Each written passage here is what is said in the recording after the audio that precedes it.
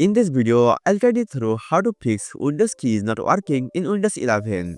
If you find this useful, then please consider subscribing and like this video. If your Windows key is suddenly stop working in Windows 11, then let's follow the simple step.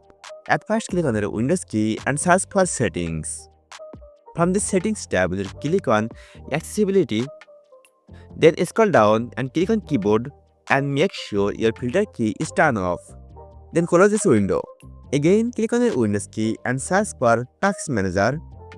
Now on the search field, you search for Windows Explorer.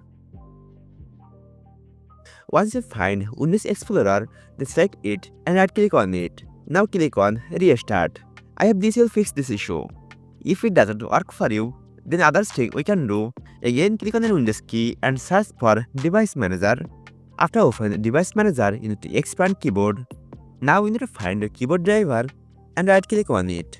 Now tap on Update Driver and tap on Search automatically for drivers. This will make sure you use the latest version of the driver. If you test all this method and still your Windows key doesn't work for you, then open your browser and search for Keyboard Test Online.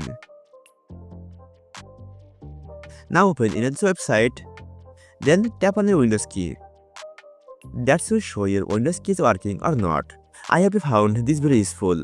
By following this tutorial, you can easily fix Windows key is not working in Windows 11.